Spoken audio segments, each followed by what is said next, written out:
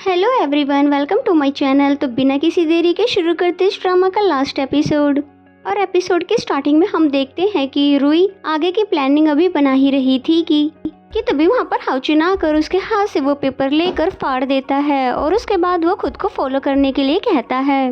और उसकी इस हरकत पे तो उसे गुस्सा तो बहुत ही ज्यादा आता है, लेकिन वो कुछ कहती नहीं है, फिर भी उसको फॉलो करने लगती है। और फिर उसे एक क्लब के रूम में ले जाते हुए बताता है कि अगर मैं ही तुम्हें सही डायरेक्शन नहीं बताऊंगा तो तुम हमेशा गलत डायरेक्शन में ही रहोगी, और अगर मैं ही तुम्हें सही डायरेक्शन नहीं दिखाऊंगा तो तुम मेरे लिए इस तरह और भी बड़ी मुसीबतें खड़ी करती रहोगी। इसलिए मैंने लैंड टेक्नोलॉजी के सीईओ मिस्टर ली को यहाँ पर बुला लिया है और तुम उनसे मिलकर जो मर्जी सवाल पूछ सकती हो। जिस पे रुई भी उसकी इस बात पर राजी हो जाती है। और फिर जैसे ही अंदर जाती है तो यहाँ हम हाउचिन को देखकर समझ सकते हैं कि जरूर यहाँ पर कुछ बड़ा होने वाला है। और फिर रुई ने मिस्टर ली को बताया कि आपकी इलीगल ट्रेडिंग की वजह से बहुत सारे रिपोर्टर्स की जॉब चली गई और एज ए जर्नलिस्ट ये मेरी जॉब है कि मैं सबको सच्चाई बताऊं। जिस पे मिस्टर ली ने बताया कि हाँ, ये बात सच है कि हम सीक्रेटली एक ट्रेडिंग करना चाह रहे थे, मगर मुझे बहुत अफसोस के साथ कहना पड़ रहा है कि तुमसे किसी ने झूठ बोला है कि इस ट्रेडिंग की वजह से बहुत सारे लोगों की जॉब गई है। और उसको झूठ किसने बोला, ये बात तो रुई को भी हैरान कर देती है। एंड देन नेक्स्ट सीन हमें 1 घंटे बाद का दिखाया जाता है, जहाँ पर रुई अकेले बैठी हुई थी और उसकी आंखों से आंसू आ रहे थे। और फिर फ्लैशबैक से दिखाया जाता है कि जहाँ पर मिस्टर ली उसे ट्रेडिंग की कहानी बता रहे थे और वो बताते हैं कि मैंने और हाउचिन ने रूफा शेयर्स के साथ सीक्रेट ट्रेडिंग के बारे में सोचा था, लेकिन वो इलीगल ट्रेडिंग किसी भी तरह से नहीं थी। पर रूफा शेयर्स का मेंबर इस रूल्स के अगेंस्ट चला गया और इसलिए हमने उसके साथ ये डील कैंसिल कर दी थी, जिसकी वजह से उसने सभी मैगजीन को एक जाली लेटर भेजना चाहा, जिसमें वो ये बता रहा था कि हमारे बीच में इलीगल ट्रेडिंग हुई और वक्त रहते हुए हाउचिन ने उसे पकड़ लिया था। और ये लेटर किसी तक भी नहीं पहुंच पाया था सिवाय उस एक मैगजीन के। और उसकी इस बात से तो उसको अंदाजा हो गया कि मैगजीन को शट डाउन करने वाला कोई और नहीं बल्कि हाउचिन था, जबकि हाउचिन के लिए तो अब वो फील करने लगी थी, इसलिए ये बात उसको अब बहुत ज्यादा हर्ट कर देती है। और थोड़ी ही देर में हाउचिन भी आ जाता है, जो कि इसके पीछे खड़ा होकर उसको देख रहा होता है। और फिर रुई की नजर जैसी ही उस पर पड़ती है तो फिर वो अपना गुस्सा उतारने लगती है और कहती है कि तुम तो मेरी सच्चाई शुरू से ही जानते थे, तो फिर अभी तक तुमने मुझे बेवकूफ क्यों बनाया, और तुम्हारी वजह से हम सारे कितने सारे लोगों ने जॉब्स खो दी, मगर तुम जैसे अमीर लोगों के लिए तो ये सिर्फ एक मजाक की बात है। और मैं नफरत करती हूँ तुम जैसे इंसान से जो कि दूसरों को बुली करना जानता हो। सिर्फ हाउचिन पहले तो खामोशी से खड़ा होकर उसकी बातें सुनता रहा और फिर इसे काम डाउन होने के लिए कहता है कि तुम मेरी बात तो सुनो, जबकि तो रुई चुप होने का नाम ही नहीं ले रही थी। और फिर तभी हाउचिन ने उसको पकड़कर फोर्सफुली किस करना शुरू कर दिया ताकि वो उसकी बात सुन सके। और फिर इस पे तो रुई ने और भी बड़ा रिएक्शन दिया, यानी कि खुद को छुड़ाते हुए उसको थप्पड़ ही मार देती है। हाँ, लेकिन इसके बाद तो उसकी बोलती ही बंद हो गई, जिसके बाद हाउचिन उसके पास जाकर उसे काम डाउन करने के लिए उसको हक कर देता है और फिर कहता है कि भले ही तुम मुझ पर ट्रस्ट नहीं करती हो, लेकिन फिर भी अपनी इन्वेस्टिगेशन को कंटिन्यू रखो,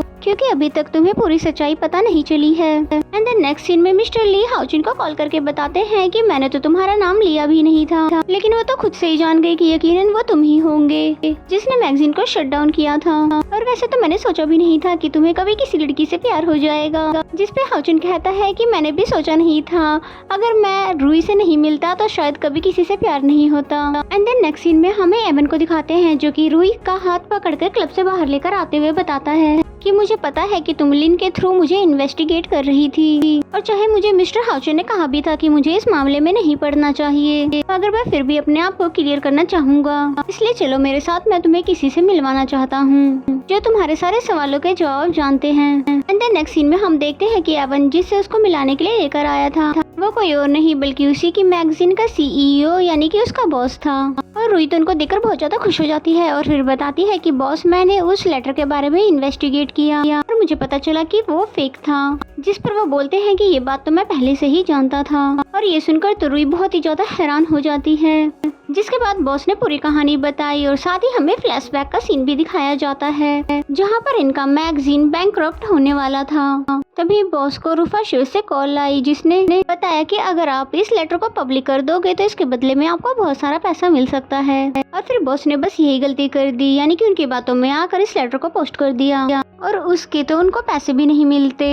जिस पे रुई बोलती है कि यानी कि हाउचिन का इसमें कोई भी हाथ नहीं था, तो आपने ये बात मुझे पहले क्यों नहीं बताई। जिसपे उसने कहा कि भला मैं ये बात किस मुंह से बताता तुम्हें कि ये सब मेरी लालच की वजह से हुआ है, और हाउचिन ने तो उल्टा मेरी मदद की थी, और हाँ उसी ने तुम्हें सच्चाई बताने से मना भी किया था। एंड देन फ्लैशबैक के सीन से दिखाया जाता है कि जहाँ पर बॉस हाउचिन से कह रहे थे कि तुमने मेरी बहुत ज्यादा मदद की है, इसके लिए मैं तुम्हारा शुक्रगुजार हूँ। जिसपे हाउचिन बोलने लगा कि कोई बात नहीं, बल्कि मैं तो शर्मिंदा हूँ कि मैं तुम्हारे मैगजीन को शट डाउन होने से नहीं बचा सका। और साथ ही बताते हैं कि मुझ जैसे नाचीज के बारे में आपने अपने आर्टिकल में लिखा, और ये भी मेरे लिए बहुत बड़ी बात है। और फिर तभी हाउचिन की नजर रुई की पिक्चर पर पड़ती है, और फिर वो पूछने लग जाता है कि ये तो वही जर्नलिस्ट है ना जिसने वो आर्टिकल लिखा था। जिसपे बॉस ने बताया कि हाँ आप बिल्कुल ठीक पहचाने हो, ये वही जर्नलिस्ट है। और सच बताऊं तो कहीं न कहीं मुझे इसमें आपका अक्ष नजर आता है, जिसके लिए उसका हार्डवर्क और सच्चाई सबसे ज्यादा मैटर करती है, और फिर चाहे उसके लिए उसको अपनी जान भी खतरे में क्यों न डालना पड़े। और इसीलिए ही बॉस को मना कर दिया था हाउचिन ने सच्चाई बताने से, क्योंकि वो जानता था कि वो जब तक खुद ही सच्चाई का पता न लगा ले उसे सुकून नहीं आने वाला। एंड देन सीन प्रेजेंट में आती है, जहाँ पर उनकी बातें सुनकर रुई तो बहुत ही ज्यादा बेचैन हो गई थी, इसीलिए वो बहुत ही ज्यादा ड्रिंक करने लग जाती है कि उसने हाउचिन को कितना ज्यादा गलत समझ लिया था। और उसके बाद बिना बताए इन्हें वो भागते भागते क्लब में आ जाती है ताकि वो हाउचिन से मिलकर फिर माफी मांग सके। लेकिन हाउचिन तो क्लब से चला गया था, और वो सोचने लगती है कि शायद अब हाउचिन मुझे नहीं देखना चाहता, इसलिए वहाँ से चला गया है। और फिर इसलिए वो बहुत ही ज्यादा उदास हो जाती है कि एक तो मैंने इतनी बड़ी गलती की, और हो सकता है कि वो अब मुझे कभी भी माफ न करे। देन नेक्स्ट सीन हमें नेक्स्ट मॉर्निंग का दिखाया जाता है, जहाँ पर रुई ये जॉब छोड़कर जा रही थी, और साथ ही जू एवन से दोनों से पूछती है क्या तुम्हें भी लगता है कि हाउचिन मुझे कभी भी माफ नहीं करेगा। जिसपे जू ने बोला कि मुझे तो ऐसा बिल्कुल भी नहीं लगता, क्योंकि पहले भी तो वो तुम्हारी हर एक मिस्टेक पर सिर्फ स्माइल किया करता था। एवन भी कहता है कि मैं मिस्टर हाउचिन को बहुत ही अच्छे से जानता हूँ, वो कभी भी किसी के लिए अपने दिल में नफरत नहीं पालते। एंड देन रुई भी उन दोनों का शुक्रिया अदा करती है कि मैं यहाँ पर जो काम करने के लिए आई थी फाइनली वो काम कंप्लीट हो गया है, और मैं खुश हूँ कि मुझे यहाँ पर बहुत ही अच्छे दोस्त भी मिले। और जाते जाते जू ने उसे वो आर्टिकल भी दिया जो कि रुई ने ही लिखा था, और बताता है कि मुझे बॉस ने ये तुम्हें देने के लिए कहा है। एंड देन नेक्स्ट सीन में हम देखते हैं कि रुई उस आर्टिकल को पढ़ रही थी, और इसके साथ ही वो हाउचिन के साथ गुजारे हुए हर एक लम्हे के बारे में भी सोच रही थी कि किस तरह से हाउचिन उसका पहला क्रश बना। लेकिन अनफॉर्चुनेटली हाउचिन ही वही पर्सन निकला जिसे उसे इन्वेस्टिगेट करना था, और किस तरह से वो स्ट्रिक्ट बॉस बनकर उसको बुली करने की कोशिश करता था। और हाँ, मगर उसने उसे कभी भी कोई नुकसान नहीं पहुंचाया। इन्हीं सभी बातों को सोचते सोचते रुई की आंखों से आंसू आने लगते हैं, क्योंकि वो हाउचिन को चाहने लगी थी, और ये बात तो वो उसको बता भी नहीं पाई थी। फिर फाइनली उसने डिसाइड कर लिया कि अब मैं कभी भी उसके सामने नहीं जाऊंगी, शायद इसलिए कि वो अपने किए हुए पर बहुत ही ज्यादा शर्मिंदा है।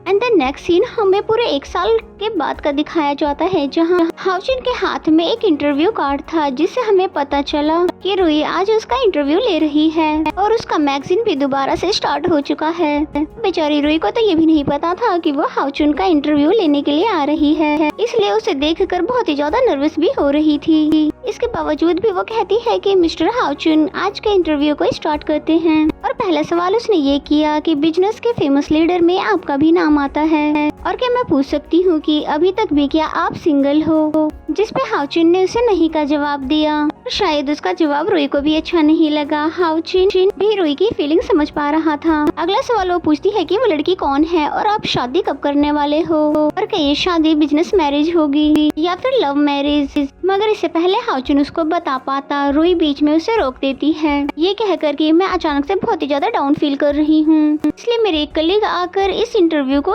कंटिन्यू रखेगी, और इंटरप्शंस के लिए आई एम सॉरी। ये कहकर रुई यहाँ से जाने लगती है, लेकिन हाउचिन ने दरवाजे पर हाथ रखकर उसे रोक दिया, और फिर कहने लगा कि तुम आज भी नहीं बदली, पूरी बात सुने बिना ही तुम अपनी कंक्लूजन निकाल लेती हो। जिस पे रुई ने बोला कि अपनी इस जवाब को संभाल कर रखो मेरे कलीग को देने के लिए, और मुझे माफ कर दो कि इस जवाब को सुनने के लिए मैं यहाँ पर नहीं रहूंगी। और इसके साथ ही हाउचिन ने उसे फोर्सफुली किस करने लगा, ये बताने के लिए कि वो लड़की कोई और नहीं बल्कि तुम ही हो। और फिर रूही अपने आप को छुड़ाते हुए बोलती है कि मुझे तो लगा था आपकी गर्लफ्रेंड भी होगी। जिसपे हाउचुन ने कहा कि तुमने बिल्कुल ठीक समझा, मेरी ये गर्लफ्रेंड है, सीक्रेट गर्लफ्रेंड। और फिर ठीक पहले की तरह ही कोई दरवाजे को खोल देता है, जिससे वो हाउचुन से टकरा कर उसे हक कर देती है ठीक पहले की तरह। और इस बात पर तो दोनों को ही हंसी आने लगी। और फाइनली यहाँ पर इन दोनों का मिलन हो जाता है और इसी हैप्पी एंडिंग के साथ ये सीरीज भी खत्म हो जाती है। तो मेरा एक्सप्लेनेशन अगर आपको अच्छा लगता है तो वीडियो को लाइक करें। तो मिलते हैं किसी और सीरीज के साथ, तब तक के लिए bye bye and take care.